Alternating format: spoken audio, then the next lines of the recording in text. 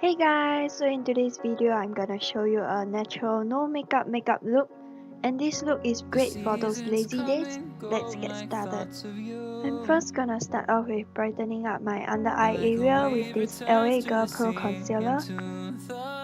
This is the regular concealer that I always use to brighten up my eye area because it's thin and it's natural enough.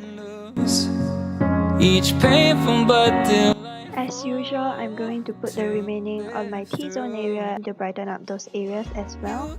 Came into my life just like another season, not for long, just a time. Next, I'm going to be using a slightly damp beauty blender to blend out the concealer. A damp beauty blender is great if you want a natural finish because it gives off a dewy finish. And then I'm going to use this concealer that you see in every single makeup video that I have because I just love this concealer. It has a medium high coverage and it covers all my acne scars well. I'm just going to cover those big acne scars and I'm just gonna leave the small scars alone. If you want a higher coverage, you can use a concealer with a higher coverage or put some foundation on, or even use a brush to put on your concealer so that it is more like concentrated on an area. But I'm just going to use a beauty blender and then using the remaining concealer to just blend out so that it looks more natural. I'm not going to conceal everything because I personally prefer to just cover the big scars because it will not like highlight my redness because I'm going to put blush later. So if I don't conceal those big scars, it will make the blush look a bit weird. So the small scars will not do anything to it, but the big scars will actually affect how the blush looks like.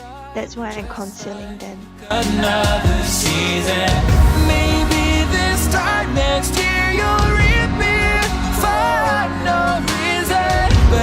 So in a natural no makeup look, I think that enhancing our natural beauty is what this makeup look is all about. It's all about accepting your flaws and just being yourself and making the best out of it. And if you do this makeup look, you will find that you learn how to work with your own features. Everyone is different, so all of us have different features, and this is what makes us unique. Each time of year, I'm using a lip tint as a blush this time because I feel that it looks more natural when you use a tint and it stays longer on your face. I'm just dotting it on the apples of my cheeks and then blending it out with my fingers. I realized that you should put the blush before your concealer so that it doesn't move around your concealer.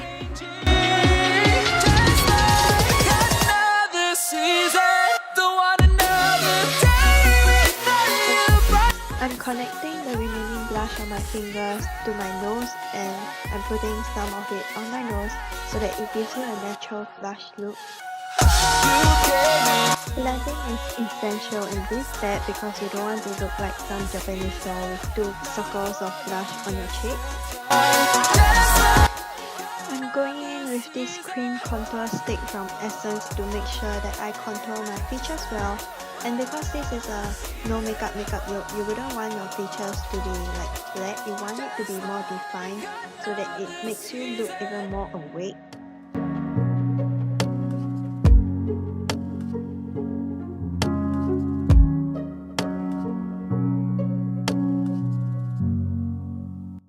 I'm using the highlighting part of the contour stick to highlight the high areas of my face, such as my forehead, my nose, my cupid's bow, and my chin, as well as the highest points of my cheekbones.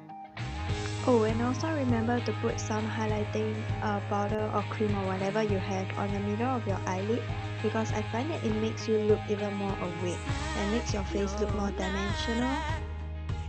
And remember, blending is very essential in this step because you want everything to blend well and look natural and not too obvious.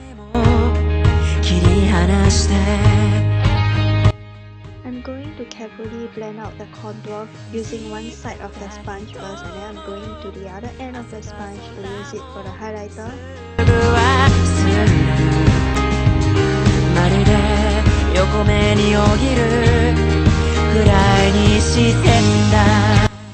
My face definitely looks a lot more dimensional than before after highlighting and contouring.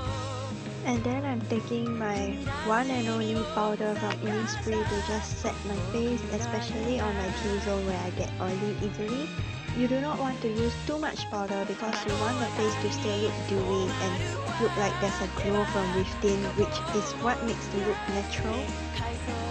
If you go too matte, it will look like you have something on your face. It's a must to set your concealer with some powder unless you want it to crease throughout the day. I'm taking a spoolie to brush out the brows in the direction that I want them to be when I use my brow gel.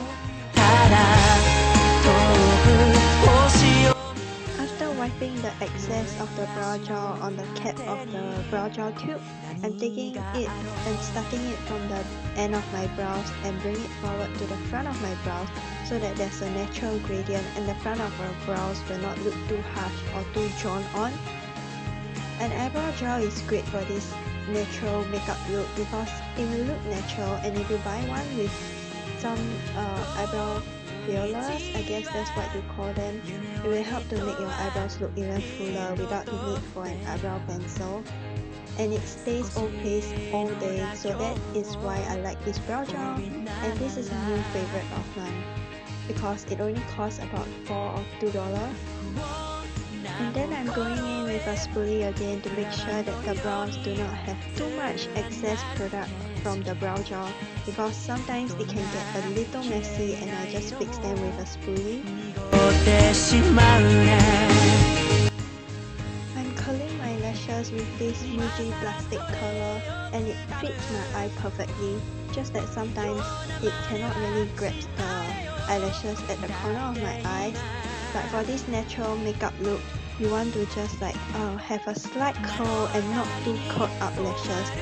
I find that our lashes will look nice when we look down and there's a natural curl to it instead of like a very straight up curl. So here's my tip: if you don't have like any transparent mascara, you can use aloe vera gel, but be careful not to take too much because it can bring your lashes down, especially if you have straight lashes like mine. I accidentally put a little too much in this video, so my lashes could only stay for like a few hours. But if you want, you can actually DIY your own mascara with aloe vera gel and bee wax, and it will stay all day, and it's also not irritating for those with sensitive eyes, especially if you use all natural aloe vera gel or aloe vera gel without any harmful chemicals added to it.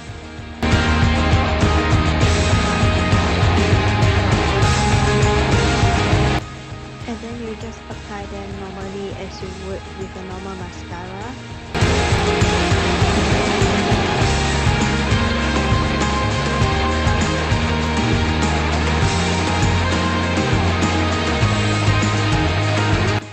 After the aloe vera gel has kind of like set in, I'm going to curl my lashes again so that the curl stays on longer.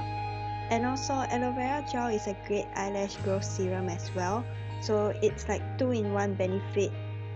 I didn't realize my camera wasn't on when I was doing my lips, so I'm just showing you again how I do my lipstick so that it looks more natural.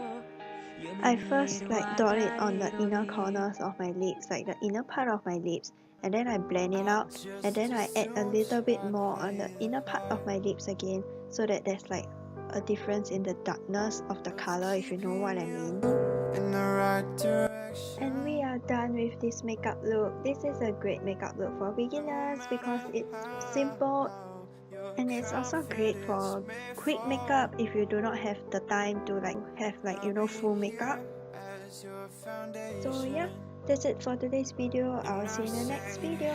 Bye! Just let it go. Your struggle was for remain.